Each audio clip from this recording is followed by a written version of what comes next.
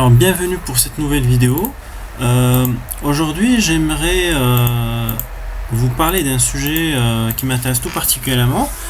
Il s'agit des travaux, si vous voulez, en biotechnologie ou bioengineering de chez Google. Alors dernièrement, Google parle de longévité de 500 ans.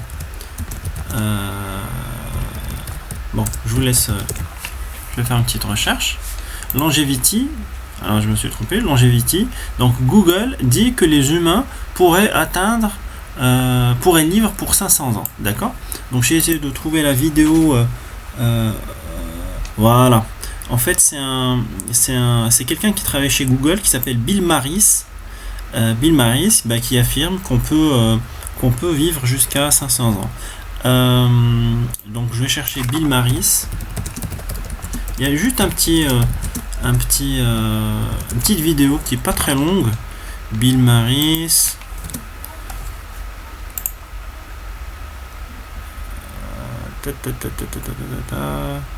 Donc je vais vous donner la version la plus courte. Voilà. Où ça, voilà. Google executive believes a 500-year human lifespan is achievable. C'est-à-dire un exécutif ou un responsable de chez Google croit qu'une espérance de vie de 500 ans, une espérance de vie humaine de 500 ans est faisable. Donc je vais vous laisser regarder. Each year, Google gives its Google Ventures investment manager Bill Marris approximately $300 million to do with what he deems best, and oftentimes he opts to extend the funding to companies that help humans extend their lives. He's not talking about a year or two here and there, however, as his view of what's possible in the arena of cheating death is significantly larger scale.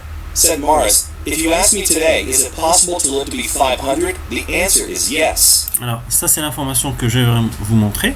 Donc voilà la question. Si vous me dites, est-ce qu'aujourd'hui l'homme peut vivre, est-ce qu'aujourd'hui on peut vivre jusqu'à 500 ans? Lui il répond que oui. Alors, l'histoire c'est quoi? Voilà. L'histoire c'est qu'ils essaient de alors je suis pas un biologiste ou quoi que ce soit, mais ce que j'ai compris c'est qu'ils parlent de séquençage d'ADN.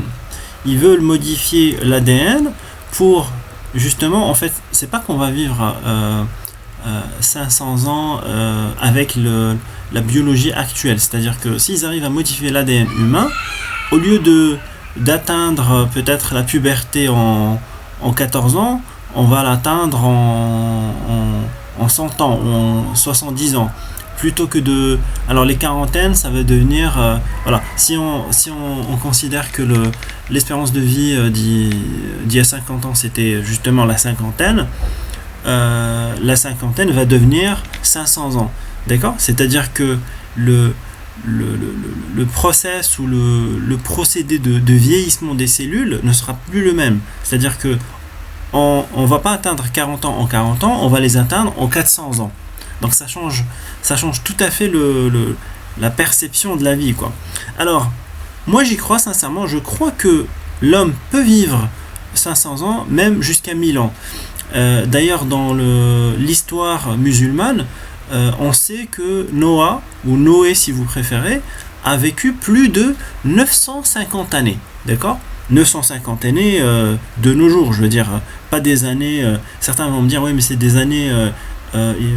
jadis on comptait différemment. Non, c'est 950 années de nos jours, c'est-à-dire avec l'automne, le printemps, l'automne, l'hiver, le printemps et l'été. Les mêmes saisons, les mêmes années. Noé avait invoqué son peuple à devenir musulman pendant presque 950 années, ou plus de 950 années. Donc lui, il a dû vivre plus de 950 années, bien sûr. Donc, déjà, de point de vue religieux, moi je suis sûr qu'on peut vivre plus de 1000 ans.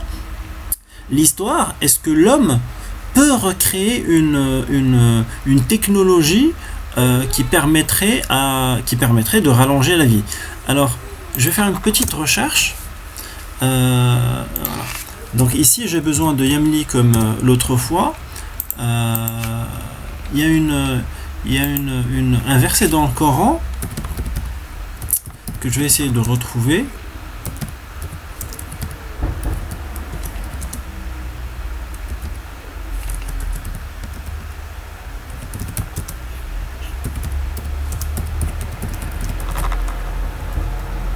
Voilà. Donc, je vais essayer de le retrouver. Recherche. Donc, qu'est-ce que j'ai écrit? وَيَتَّخِذُونَ مَصَانِعَ لَعَلَّهُمْ يَخْلُدُونَ. Je vais essayer de trouver en français.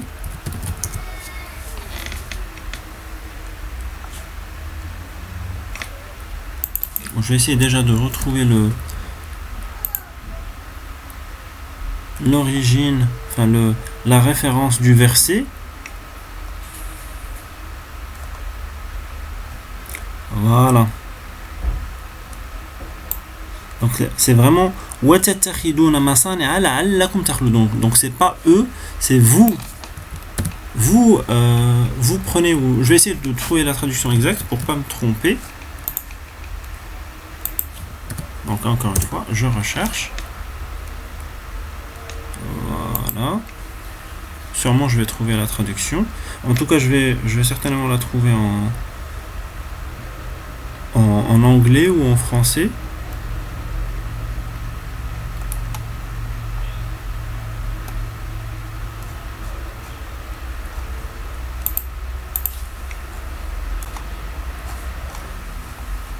Voilà, les translations.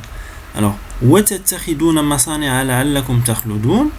donc les translations, je vais essayer de trouver.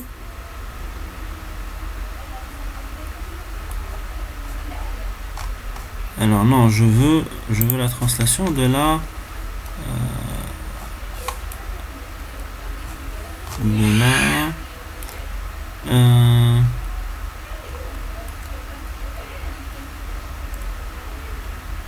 est-ce que je peux le trouver?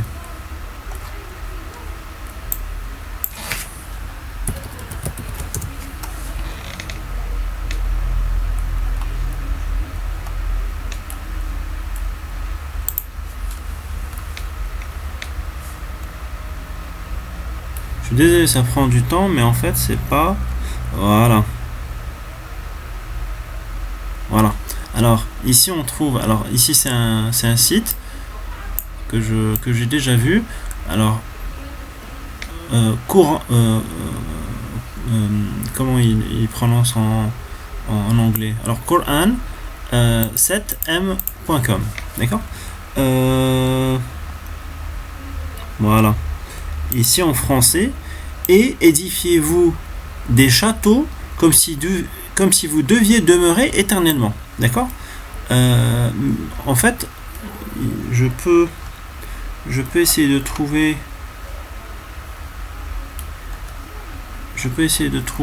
une autre traduction peut-être plus proche. Voilà, ici c'est très bien. Ici on parle de Qawm Ad. Alors Qawm Ad, si j'essaie de trouver en français, c'était qui? Ad. Bon, ils ont le même nom, mais localisation entre le Yémen et le Oman.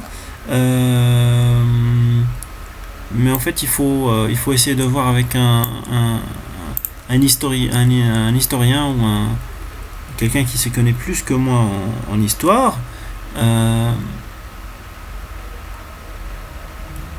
Les Émirites le considèrent comme le fondateur des... Bon, l'histoire est très longue, mais en tout cas, j'avais entendu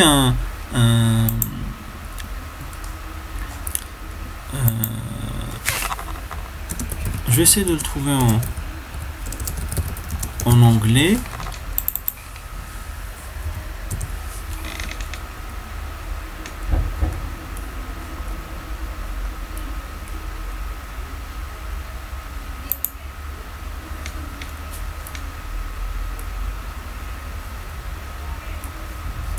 Non. Alors ça c'est un autre excellent site qui s'appelle corpus.quran.com. D'accord.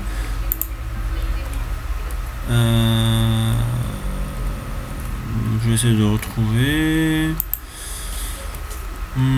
Ce qui va me donner la traduction.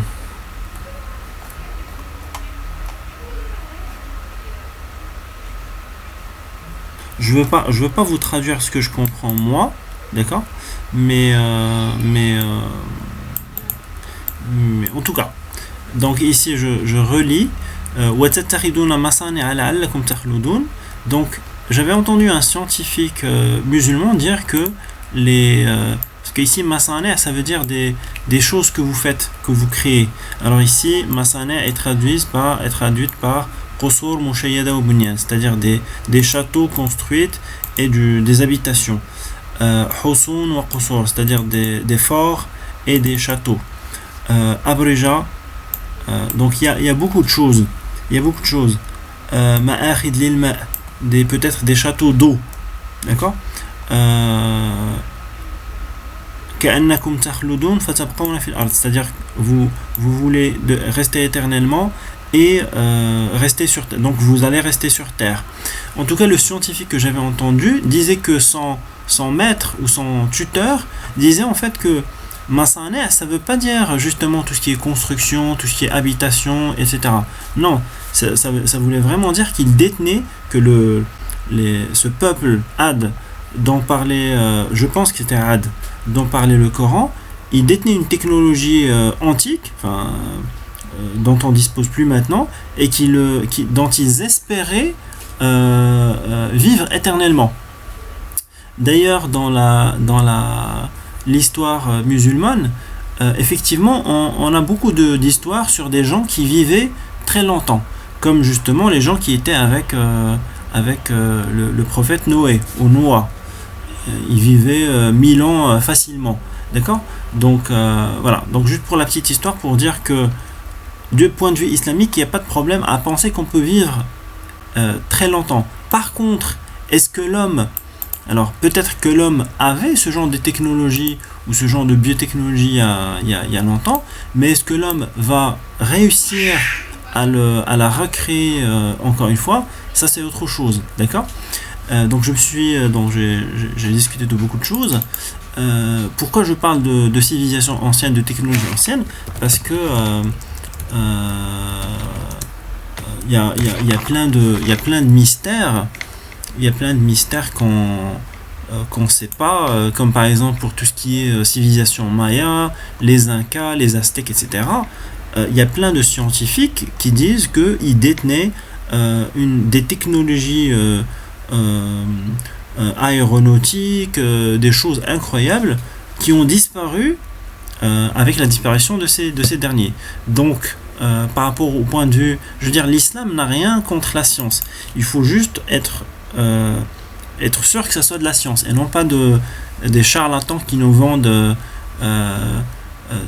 des histoires, d'accord. Donc si c'est de la science fondée, etc., il n'y a aucun problème. Voilà, donc bon, ça lance un autre sujet.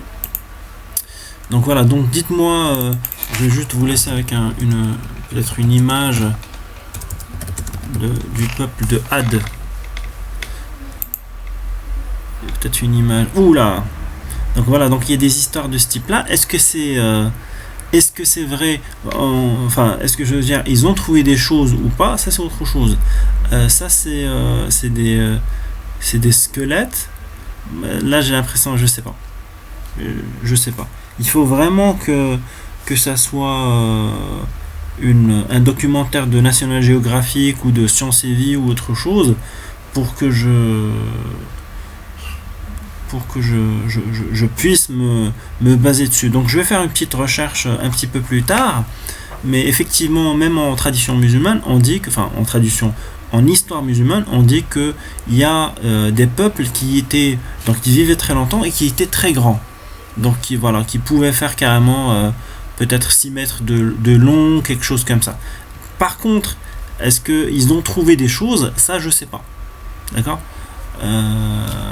Donc voilà, moi j'aimerais bien qu'il y ait un documentaire genre National Geographic ou Science et Vie ou Science et Avenir ou quelque chose comme ça, qui discute de tout ça. Et voilà, et donc laissez-moi vos commentaires et voilà, je vous laisse sur bon, je vous laisse sur une image un petit peu plus sympa. Voilà, donc Houd et la destruction du peuple de Ad. Donc voilà, si vous voulez faire un petit peu de documentation. Donc merci pour votre patience et laissez-moi vos commentaires.